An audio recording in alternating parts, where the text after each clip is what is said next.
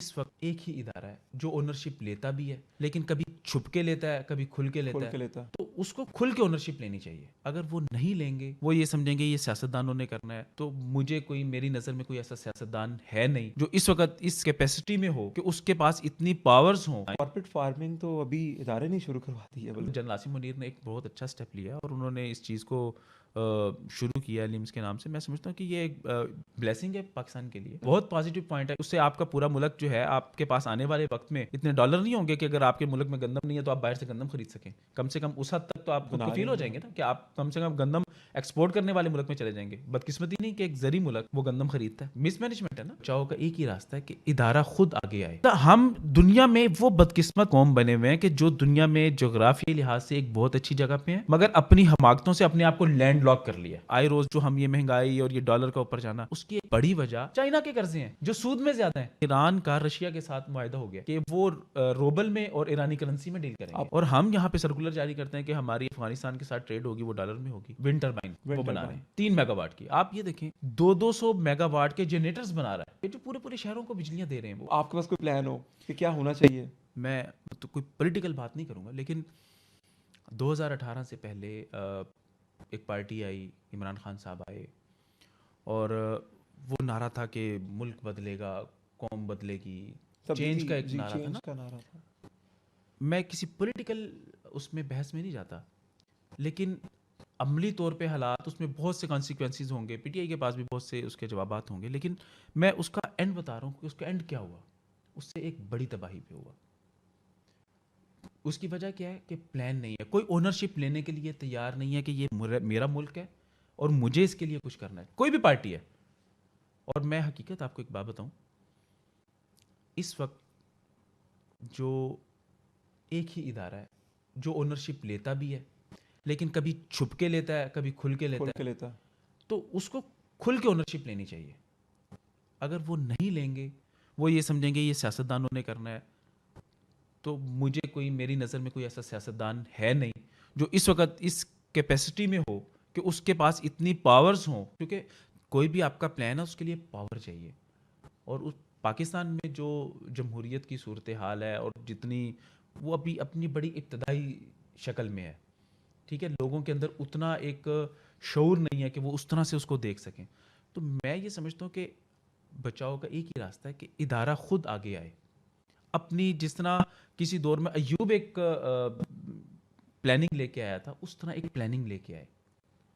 उसमें सबसे बड़ी क्या चीज़ होगी? उसमें हम हम इस वक्त दुनिया में हम एक जोग्राफियाई लिहाज से एक बहुत अच्छी जगह पे मौजूद हैं, लेकिन अपनी हमाकतों से दुनिया में एक लैंड लॉक कंट्री हैं।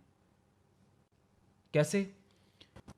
हमारे ईरान से ताल्लुकात ठीक नहीं है, बिल्कुल ठीक है। हमारी उनके साथ कोई ऐसी बैंकिंग ट्रांजैक्शन मौजूद नहीं है। हमारी एक बहुत बड़ा इलाका हमारा ईरान से लगता है। बिल्कुल ठीक है। हमारी अफ़गानिस्तान के साथ कोई टर्म्स नहीं है, हमारी उनके साथ बैंकिंग कोई एक्सचेंज नहीं है, कोई तिजारत नहीं है। हमारी इंडिया के साथ एक बहुत बड़ी सरहद लगती है, हमारी उनके साथ बैंकिंग एक्सचेंज कुछ नहीं। तो मतलब हम दुनिया में वो बदकिस्मत इस वक्त कौम बने हुए हैं कि जो दुनिया में जोग्राफियाई लिहाज से एक बहुत अच्छी जगह पे हैं, मगर अपनी हमाकतों से अपने आप को लैंड लॉक कर लिया। बिल्कुल बिला वजह लैंड लॉक कर लिया। हमारे खित्ते तरक्की करते हैं, मुल्क कहाँ तरक्की करते हैं?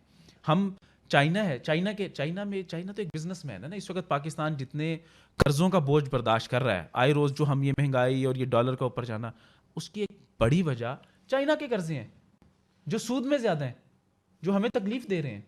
चाइना उन कर्जों को रीशेड्यूल नहीं कर रहा, हमें हर दफ़ा 1 साल के बाद उसमें फंसा लेता है। जिस तरह वो कंप्यूटर सिस्टम में कुछ माहिर लोग बग सिस्टम लगा देते हैं ना कि कुछ अरसे बाद उनकी ज़रूरत पड़े, तो चाइना ने तो हमें वो लगाया हुआ है कि हम हर साल कर्ज़ों के लिए फिर चाइना के पास जाना पड़ता है। वो अगर उसको, मतलब अगर हमारे साथ वाकई दोस्ती है तो उसको रीशेड्यूल करे, हमारे साथ 10 साल के लिए आगे ले जाए। पाकिस्तान के साथ दोस्ती है तो देने तो हैं, तो वो पाकिस्तान आसानी से दे दे, अपनी इस जो इमरजेंसी की सूरत हाल है उससे बाहर निकल जाए। तो करना क्या होगा? इदारा, क्योंकि देखिए सियासतदान नहीं कर सकते, इदारा कर सकता है। वो ये कर सकते हैं कि पाकिस्तान के तमाम जो हमसाया ममालिक हैं उनके साथ अपने कॉरिडोर्स को खोलें, और स्पेशली बिजनेस कॉरिडोर्स को खोलें।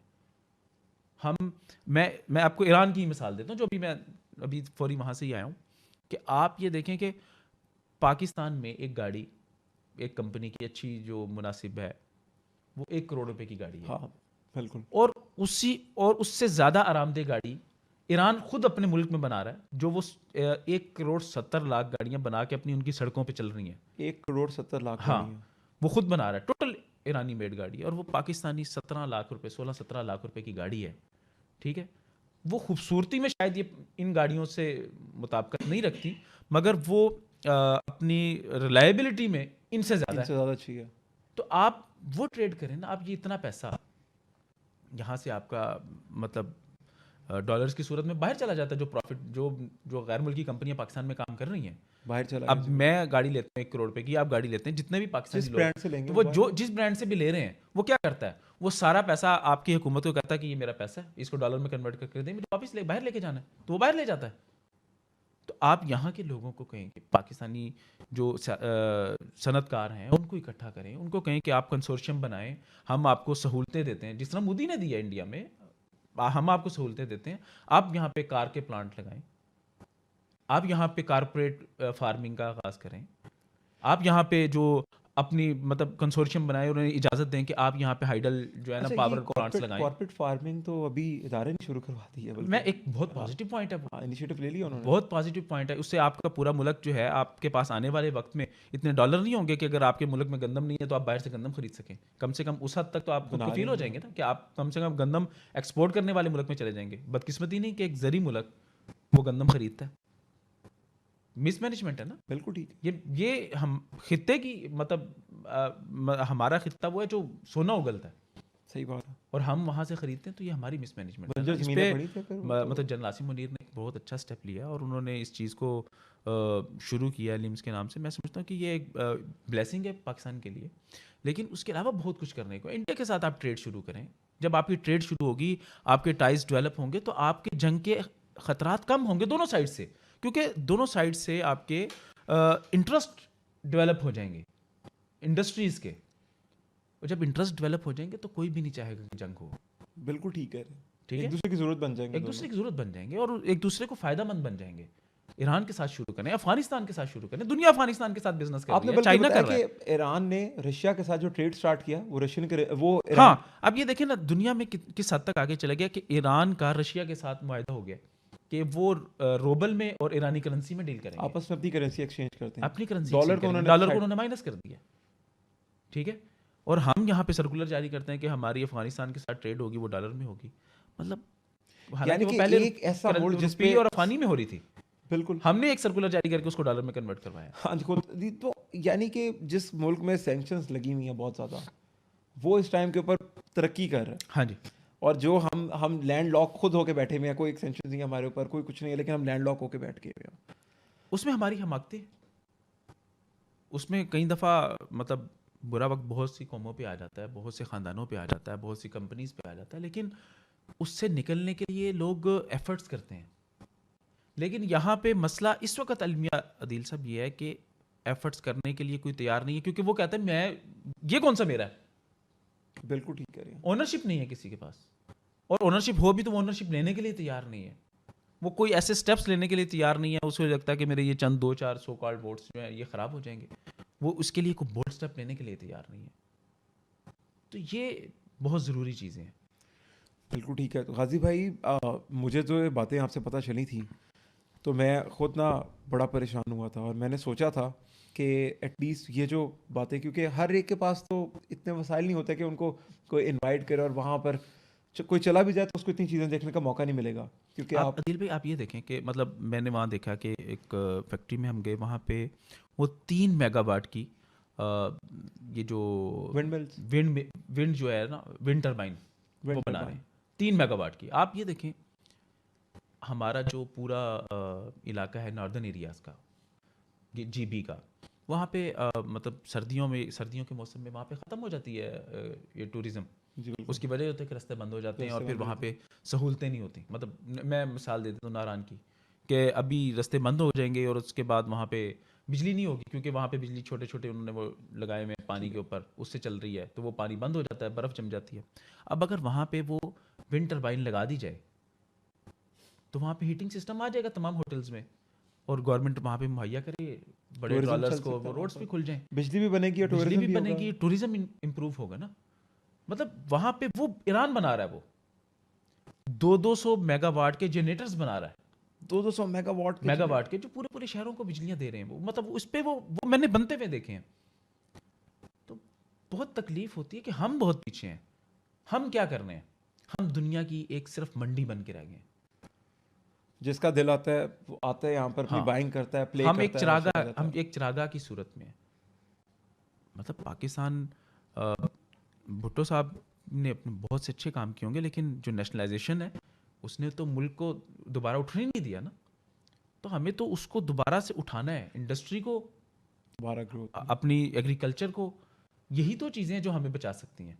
वरना ये कर्जे हैं, ये इनके ऊपर सूद पड़ते जाएंगे, हम दबते चले जाएंगे। हम क्या क्या देंगे? हम मोटरवे दे देंगे, हम एयरपोर्ट्स दे देंगे, हम अपनी पोर्ट्स दे देंगे, और क्या देंगे? कल को फिर हम उसी के अंदर ही एक महकूम कौमी बन के रह जाएंगे ना। बिल्कुल ठीक कह तो रहे उससे निकलने के लिए कुछ तो स्टेप लेने हैं ना।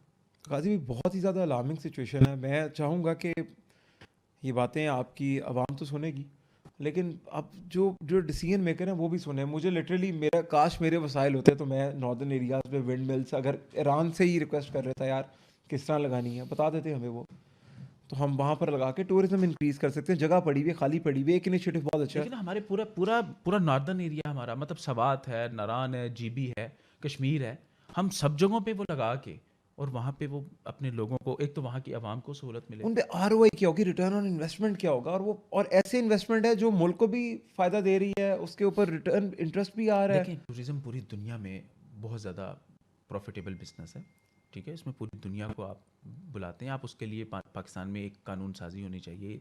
मतलब पहले भी अथॉरिटीज़ तो बनी हुई हैं, लेकिन उसको मज़ीद रिफ़ाइन करके अच्छे लोग कुछ इकदामात करें, आपके वो इलाके साफ़ सुथरे नज़र आएँ। तो पूरी दुनिया के खूबसूरत इलाकों में है ये पाकिस्तान, बिल्कुल बिल्कुल। ठीक है। हम वहाँ एक तो वहाँ की सबसे बड़ी चीज़ है, टूरिज़्म तो है अपनी जगह। वहाँ के जो रेजिडेंट्स हैं, क्या वो आम इंसानों वाली ज़िंदगी जीने का हक नहीं रखते? बिल्कुल, उनका लाइफस्टाइल चेंज वो तो हो जाएगा बिल्कुल ही वहाँ ख़त्म से। हो जाते हैं इन इन जब ये वेदर शुरू होते हैं। वो तो मैसूर होके रह जाते हैं ना। आप ये सब चीज़ें वहाँ कर दें तो उनको भी लगे कि वो एक दुनिया में रहते हैं, एक अच्छे मुल्क में, पाकिस्तान में रहते हैं। तो ये चीज़ें तो पाकिस्तान के लिए ज़रूरी है। और ईरान क्या, दुनिया में बहुत से लोग हैं, बहुत सी मंडियाँ हैं, कोई करने वाला होना चाहिए। काजी भाई मसला ये कि करने वाला कोई नहीं है। काजी भाई, ये स्टेट ही लगा सकती है कि प्राइवेट एंटिटीज भी कर सकती हैं काम? देखिए, उसमें स्टेट उनके लिए मौके मुहैया करे। प्राइवेट एंटिटीज़ स्टेट के जो सुरख फीते हैं उसमें तो दबके रह जाती हैं ना।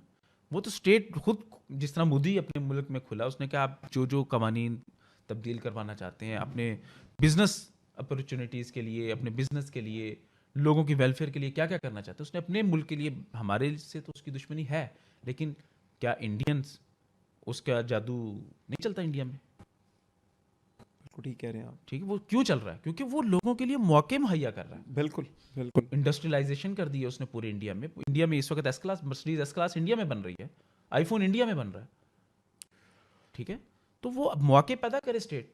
तो पाकिस्तान में बड़ा बड़ा करंट है, पाकिस्तान की यूथ में बड़ा करंट है, पाकिस्तान के बिजनेसमैन जो हैं वो बहुत कुछ करने के लिए तैयार हैं, लेकिन रास्ता और मंजिल और ये सारी चीज़ें तो स्टेट ने दिखानी है ना उन्हें, कि आप ये काम करें, आप ये काम करें, आपको ये काम करेंगे ये मिलेगा। ये रास्ते, ये तो हमारे प्लानिंग एंड डेवलपमेंट जो इदारे हैं, ये इस तरह के जो अथॉरिटीज़ हैं, उन्होंने देखना है ना, उन्होंने लोगों को बताना है कि आप ये काम करें। तो इस वक्त कोई है किसी को बताने वाला? पाकिस्तानी गवर्नमेंट के अंदर कोई ऐसा सीरियस इदारा जो किसी सरमायादार की रहनुमाई करे, किसी नए बच्चे की हौसला अफजाई करे कि बेटा आप ये काम करें, आपको इसमें फ़ायदा हो जाएगा? बिल्कुल ठीक है। इवन कि वो कोई ऐसा इदारा होना चाहिए जो प्राइवेट एंटिटीज के पास जाए, उनको बताए कि जी आपके पास इन्वेस्टमेंट है, यहाँ पर करें, हाँ, यहाँ पर प्रॉफिट है। कोई प्लान तो बनाए कम से कम। आप ये इंडस्ट्री लगाएं, आप ये काम करें, आपको इसमें ये फ़ायदा होगा, ये फ़ायदा होगा। कोई इसको इस पे करने के लिए नहीं है। सिर्फ एक बात है, चंद लोगों को रखा जाता है, वो जाके कर्जा ले आते हैं, एक साल गुजर जाता है, अगले साल की फिर तैयारी किस्त शुरू हो आई थी जाती और है। अवाम उसको इसको उतारती है। ये तो गाजी भाई, वो इसको हम कंक्लूड यहाँ पर करते हैं और आपसे रिक्वेस्ट करूँगा कि दोबारा आप ज़रूर एक दफ़ा एक सेशन और दीजिएगा कि अमेरिकन, जो कि दुनिया की सुपर पावर है, वो हमेशा कहते हैं, दोबारा कहते हैं कि मेक अमेरिका ग्रेट अगेन। तो जो पाकिस्तानियों में एक होप थी ना कि वो हम पाकिस्तानी, मैं बड़ा प्राउड पाकिस्तानी था, अभी भी हूँ, बड़ा फ़ख्र है मुझे पाकिस्तानी होने पे। लेकिन जो एक अंदर होप थी ना कि अब हमारे, अब सुनने को ऐसे मिलता है कि हर पाकिस्तानी का सबसे पहला ख्वाब ये है कि वो किसी और मुल्क चला जाए, वो अमेरिका चला जाए, कनाडा चला जाए। लेकिन कुछ ऐसी यहाँ पर क्लास है 90% जिनका स्टेक पाकिस्तान ही है। तो मेरे ख्याल से बहुत राइट टाइम है पाकिस्तान को दोबारा ग्रेटर पाकिस्तान बनाने का, तो और एक ग्रेटर होप के साथ आने का। थैंक यू सो मच गाजी भाई।